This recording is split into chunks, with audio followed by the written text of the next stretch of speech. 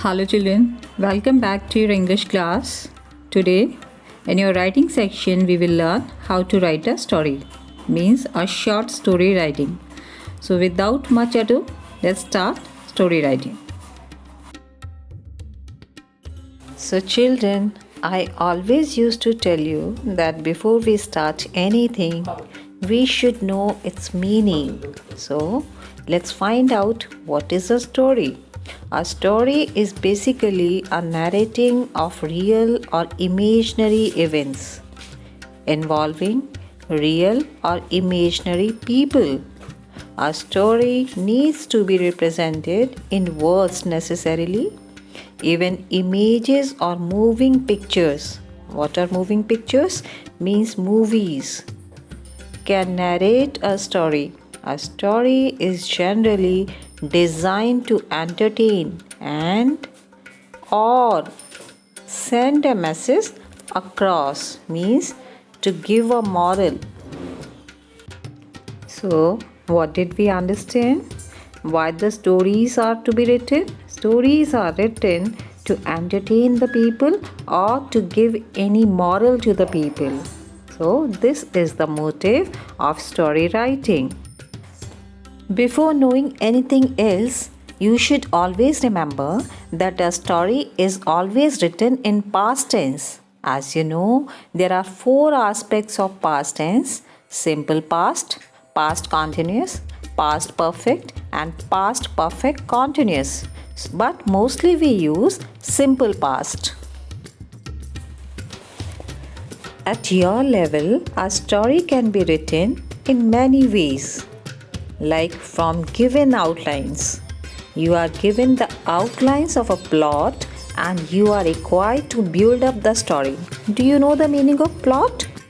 Plot refers to the storyline of the text, means the story, the beginning of the story, the written form. The plot is the sequence of events in the story or drama, means one by one whatever the incident will come in story, so that is the plot. There are several elements that are common to all plots, means all types of story writing. The introduction or exposition is the beginning of the story where the characters and the conflict are introduced.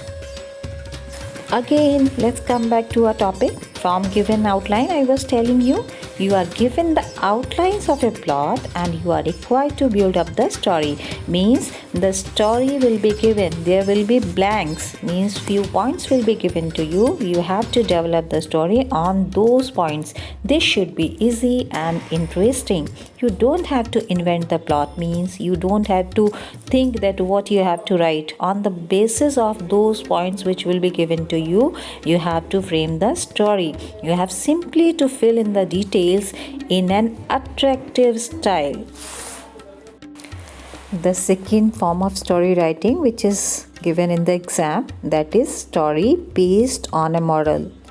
Here a moral is given, like slow and steady wins the race, or honesty is the best policy. So you are required to illustrate the moral with the story. Illustration means by giving some example, you have to justify the moral. If you have read Aesop's fables or stories from Panchatantra, they should prove quite useful. So children, that is why it is told to you that you have to read the storybook in your libraries. By that, at least you will be able to gain 10 marks in your board exams, because the story will be of 10 marks. So in this way you can take it. Now the next one is from incomplete hints.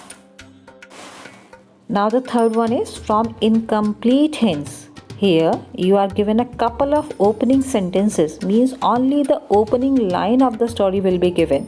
In a way, a story is started for you and you are required to continue it.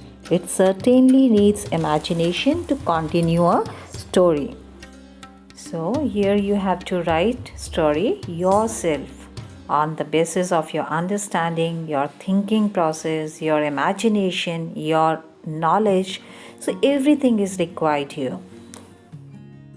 You know what? Story writing is an art. You can write a good story if your plot is good. You must be knowing the meaning of plot by now. You can use your imagination to develop the plot with interesting details. Your imagination power, your thinking power is good, then you can develop a good story. You can create suspense so that the reader is motivated to read on. If there is suspense, there is twist and turn the story, then only you see some movies, some serials, isn't it? In same way, you have to create the suspense in your story too. And your expression should also be good. The art of writing interesting stories can be learnt only with constant practice. Now, let me tell you one by one all the 3 forms of story writing which I have told you. So, the first one is developing story from the outlines. Here, you have to read the outlines carefully and try to understand the gist of the story. Gist of the story means what is the central idea of the story, means what did you learn from the story. Do not omit. Omit means remove or leave any point given in the outlines, and also maintain the order. Order means sequence of the points. Connect every part in such a way that the story is a coherent piece of good composition. Coherent means logical, clear piece of good composition, means there should be some logic in your story. Introduce conversation or dialogue where possible, but only if possible, then you have to introduce the dialogue, conversation. Suggest a suitable proverb, saying or idiom as the title of the story. According to the title of the story, you can use the idioms, proverbs, sayings, etc. Write the story in simple English. No need to use difficult words. So you have to write your story in simple English. Write the story in past tense as I have told you. Now the second one is to develop the stories on the basis of moral. Suppose only the moral is provided, then how you have to frame the story, how you have to develop the story. This is only the basis of your thinking or the imagination process. Whatever the previous information or the knowledge you have, on the basis of that information, that knowledge, you have to frame the story. So that is why again I am telling you, you should read the storybooks. Now the last one is developing a story from the incomplete hints. Read the passage twice or thrice carefully, means a short passage will be provided, blanks will be there, so you have to read the passage twice or thrice carefully. Understand the passage well. You should understand first. Jot down the points. Do you know the meaning of jot? Jot means note down. If the events in the passage are in present tense, write the story in the past tense. As already many times it is told to you that you have to write the story in past tense.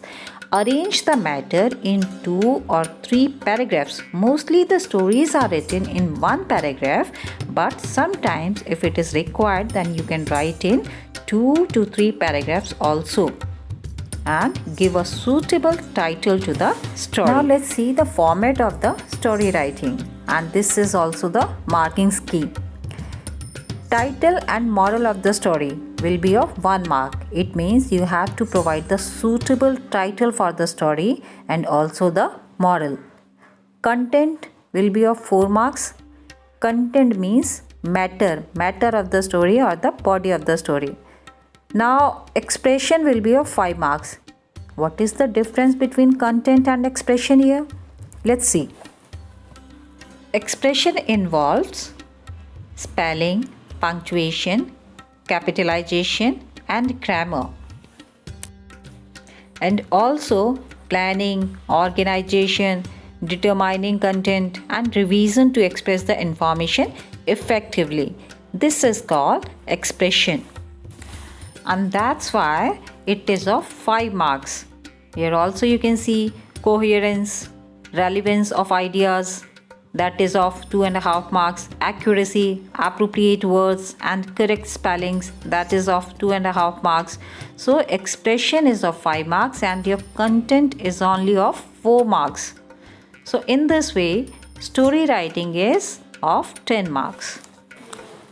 But according to the classes, marks can be varied. Now let's try to understand story writing through this example. This is the form of story from incomplete hints. Let's see.